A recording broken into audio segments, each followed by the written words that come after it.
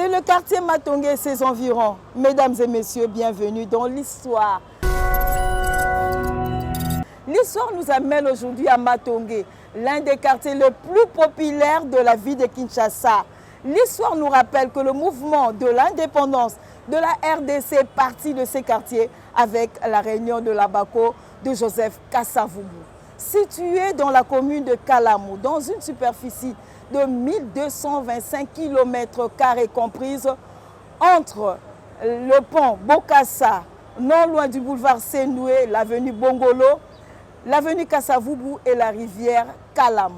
Le quartier Matongé est subdivisé en 3 parties. Matongé 1, de l'avenue Zouao jusqu'à l'avenue Oshwe. Matongé 2, de l'avenue du Stade jusqu'à l'avenue Victoire. Matongé 3, de l'avenue Victoire du côté de l'église catholique Saint-Joseph jusqu'à l'avenue Bongolo. Au total, Matongé possède 46 avenues, dont la célèbre avenue Victoire.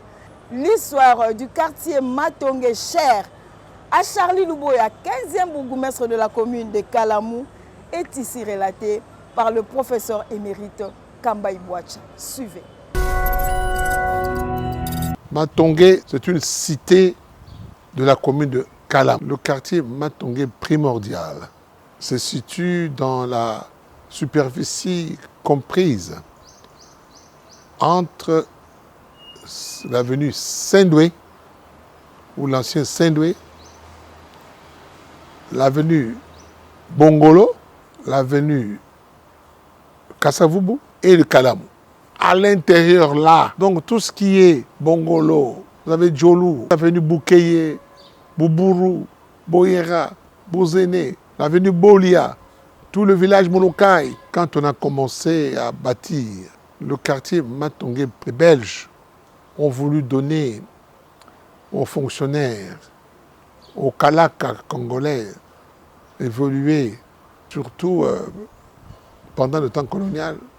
Il y avait des arbrisseaux, peine 1 mètre. Ces arbrisseaux donnent des petits fruits. Ces fruits-là s'appelaient Matongé, Litongé. Et les gens qui voulaient faire un peu de préciosité, chercher les mots Matongé, allaient là le long de Kalamu. Ils allaient chercher les mots Matongé. Et avec le temps, c'était tellement réputé, on a appelé ça Matongé. C'est surtout le bord de Kalamu qu'on cherchait cela. Et le nom est resté jusqu'à aujourd'hui, Matongé. Avec l'indépendance, le constructeur de quartier Matongé, c'était un fonds belge, mais il y a eu un gouverneur, à un moment donné, mieux qu'un gouverneur. Il y a eu dans la ville de Kinshasa un monsieur très réputé, c'était M. Rankin. Et pour honorer son nom, son envergure, son ingéniosité, on a appelé ce quartier-là quartier Rankin. C'est resté Rankin. Les Congolais, les Quinois, pour rester un peu dans la banalité, nous avons continué à appeler le quartier Matongé alors que c'était le quartier Rankin. Là, à cet endroit-là. Avec l'authenticité, il n'y avait plus de raison. Pourquoi doit-on donner le nom d'un Belge colonisateur à un nom de quartier congolais? Non, c'est fini. Rankin, ça n'existe plus. Mais dans Matongé même, au coin de l'avenue Kasavubu et Bongolo, il y a des types de maisons spéciales là-bas. Vraiment spéciales. On appelait ces maisons-là Mikongo Yanzoko, en forme de dos d'éléphant. Il y en avait peut-être 5 ou 6. Ce sont des maisons curieuses, comme ça.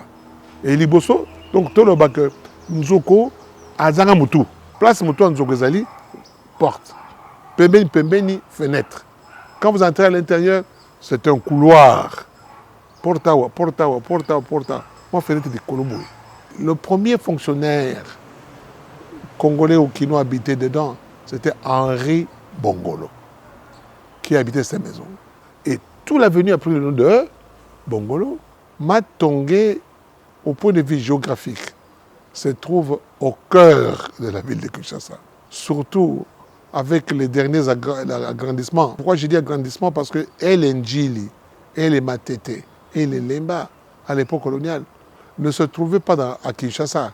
C'était des zones annexes Parce qu'à ce moment-là, les lotissements étaient supposés être encore du Bas-Congo. Et comme tout le monde passait par là, on a créé des banques, on a créé des dancing. Alors c'était la cité d'ambiance. Venir à Kinshasa sans passer par Matongé, vous n'êtes pas Kinshasa. C'est ça la particularité. Cité d'ambiance, des orchestres. Rochero a immortalisé cela. Café Rio. Vous ne passez pas par Café Rio, vous n'êtes pas Matongé. Cité noire. Kara. Les émeutes du 4 janvier. Ah, ça s'est passé où? Ça s'est passé à Matongé. Vous voyez la maison communale. C'est cet endroit-là qu'on a fait l'émeute. Et l'émeute, pourquoi? D'habitude, les Blancs, colonialement, allaient se promener vers Cité Verte pour aller un peu bronzer. Et pour rentrer chez eux en ville, ils devaient passer par Matongé. Et comme le peuple noir était révolté, ne voulait plus de la colonisation, on a commencé à émeuter les Blancs parce que le gouvernement colonial venait de suspendre un meeting important de la Bako. Kasavubu était sur Limika. C'est toujours Matongé ça. Chose grave en histoire, les faits sont têtus. Le stade de Tata Raphaël, construit là-bas. Mais vous voyez, il y avait un grand match. Vita Club, Victoria Club contre Mikado. Si Vita Club avait gagné, il allait être champion. Mais comme Mikado a gagné 2-1, les fanatiques de Vita Club se sont révoltés. Le soir, des gens sortaient maintenant du stade Tata Raphaël vers la place Victoire par l'avenue Gouman, qu'aujourd'hui l'avenue du stade. Et tu vois, partout là, il y a des Nganda. Et la bagarre a eu lieu là-bas. La place Victoire, ça vient de la guerre. Mais c'est devenu place de Victoire comme l'endroit où nous sommes à 58. Kasavubu revenait, les Kaloji revenaient, les Lumumba, etc. Mais pour nous rendre compte de la conférence d'Accra. Et vous allez dans l'histoire avec l'église Saint-Joseph, rappelant le Tata Kardinal Maloula, mais plus loin, le 16 février 1992, avec les martyrs de la démocratie. On a tué des gens. Mais le père Saint-Moulin et les autres, nous avons exposé les corps, les bibémés, à l'église Saint-Joseph. Matongé était connu depuis la colonisation comme la cité des évolués. On a planté la place d'artistes avec la main de monument Liolo. Et à côté là, vous avez les bars, crèches, Café Rio.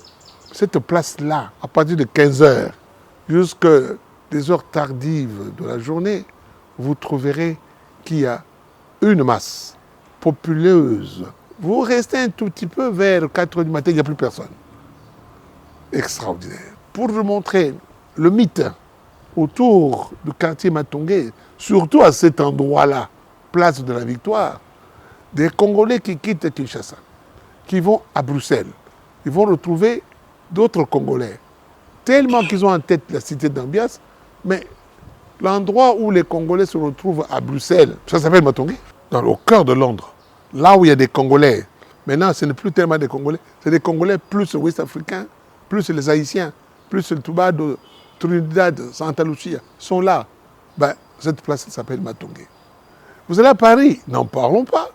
Il y a Matongé de France, ça s'appelle Matongé de Paris. À New York, Matongé de New York. Partout. C'est pour vous dire que c'est toute une histoire. À Montréal, où moi-même j'y étais plusieurs années, ah oui, vous avez le quartier Matongé, le bar, le restaurant, la Firenze.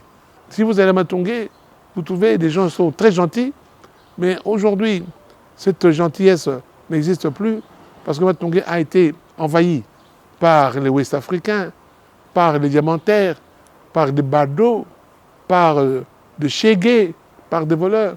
C'est ainsi que nous avons écrit un article fort intéressant dans les journaux dans son temps. Matongé, la misère et la grandeur de Matongé. Le quartier Matongé, autrefois appelé Rankin, nom d'un gouverneur honoraire belge, est une cité de l'ambiance, de la musique, du sport, bref, de la culture, dont la renommée a traversé les frontières nationales. Matongé tire son origine d'un fruit appelé en lingala litongé. Le pluriel c'est Matongé. Matongé demeure jusqu'à ces jours le quartier historique de la République démocratique du Congo et particulièrement de la ville de Kinshasa. Merci et à très bientôt.